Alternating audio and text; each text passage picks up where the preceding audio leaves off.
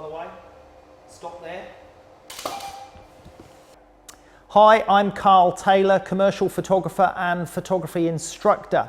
And I'm here to run through some of the key features and operations of the Hasselblad H5D camera. Focusing with the Hasselblad camera is easy. You simply point the camera at your subject, press the button halfway down, and it will find accurate focus. But if you have to recompose your shot so that the subject is off to one side of your image, then the subject to recording medium distance has changed, and that will affect the focus slightly.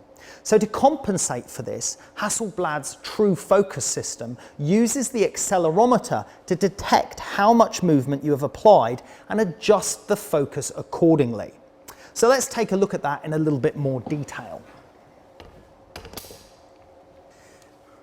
So I'm retethering the camera to demonstrate this a little bit better, and I've turned the power of the lights down so that I can get the camera down to f4. Previously I was shooting at f11, but the depth of field would be too great with that to really demonstrate this true focus properly. So f4 with a shallower depth of field, I'm hoping I can demonstrate this to you a little bit better.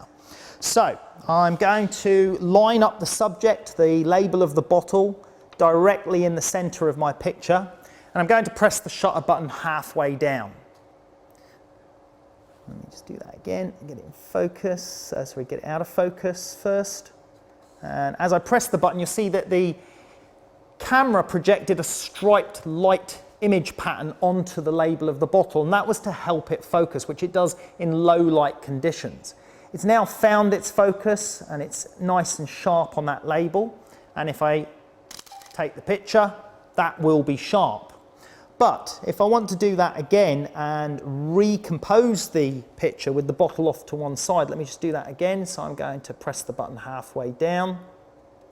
It's focused.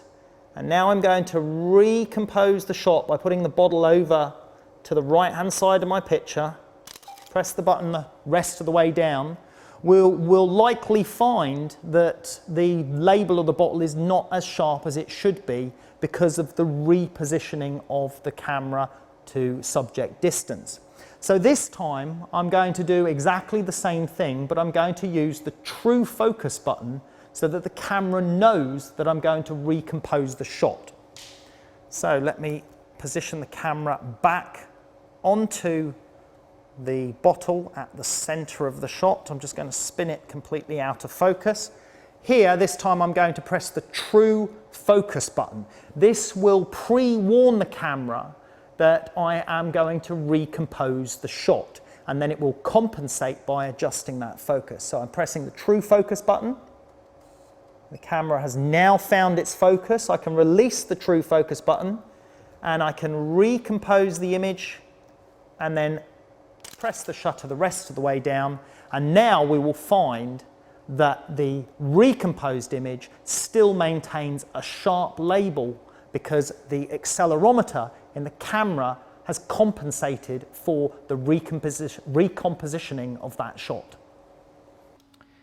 So here we have our first picture, and you can see there the label is pin sharp. This is where the bottle was right in the center in the focus zone. And then moving on to our second picture, this is where we recompose the shot without true focus. And looking at the result there, we can see it's slightly softer on the label. And let's take a look at the third shot. And in the third shot, here we can see with the true focus, the label is pin sharp. Now, before I take this camera to pieces, let's run through some of the onboard menu systems. Okay, starting with the most obvious, the scroll wheel here will change our aperture setting, and the scroll wheel at the back will change our shutter speed setting. And remember, in the custom functions, you can switch those sort of things around. Let's press the flash button, and you can see we've got EV value change here, and I can switch from normal sync to rear sync on the flash mode as well. And remember, exit or save with the buttons above the exit or save icons in the LCD. If we look at the autofocus button, we have single shot, continuous focus, true focus, and manual focus. Exit again, ISO and white balance. ISO changed with the top scroller wheel, and if we want to change the presets for the color balance, we can do so here with the back scroller wheel, or if you want to manually set the color balance, you can change it to Kelvin and adjust the color temperature in Kelvin units with the back scroller wheel. Going into the menu, we have the interval timer that we looked at earlier, which again you can enter, set the parameters within here. And we have the drive mode. Let's take a look at the drive mode. Drive mode, continuous shooting, single shot shooting. Exit from that. Self-timer mode, bracketing mode, where we can set our exposure brackets, how many frames we want to expose for the auto bracketing, the order of the bracketing, whether the light exposure first or last, that's that type of thing. And then back to settings, going to enter.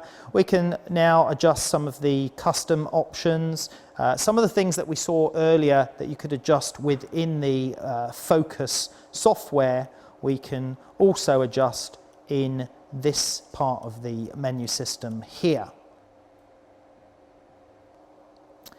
Exiting out of that, and copyright image information, you can pre-form your own copyright metadata to be stored on your image files. And back out of it there, date and time settings, system status, which just basically tells you your firmware, body number, version, all that type of stuff. And exit out from there, back to custom options. Okay, so that's the menu options. And then we have a light to illuminate the display, on and off. And if you hold that button down, you get a battery check as well. And then one really useful feature is the flash button. If you hold the flash button down, you'll see a padlock symbol appear in the bottom of the LCD display right next to the battery symbol.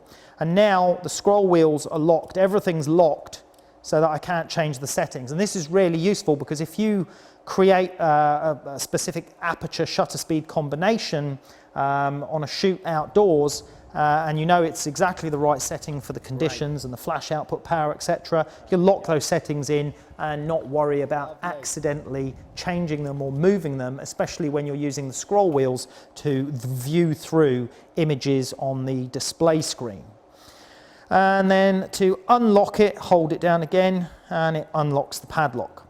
And then finally, the on-off button on the top of the LCD screen. Now, we also have on the back of the camera the AE lock, the exposure lock button. We have a recess button here for formatting the card. If you hold that button in, it will bring up the dialog of asking you if you really want to format the card. That's why it's recessed, to protect against accidentally pressing that button. And then there is also the true focus button that we looked at earlier. Now, on the front of the camera, there are a few extra pieces that we need to look at. So here we have the stop down button for stopping the lens aperture down, and the mirror lock up button, which I use regularly if you want to avoid any mirror shake in macro shots, or if you want to reduce the delay time if you're using a trigger sensor system with the Hasselblad camera. And then in between the two is a cable release input port. And then on the side again, we had our exposure modes button here, and also exposure compensation button there. And there was one other important thing I forgot to mention on the top. The power button on the top bottom corner there also serves as the profiles button. So any of those presets that you saved in the camera configuration, you can access by pressing the on-off briefly as the profiles.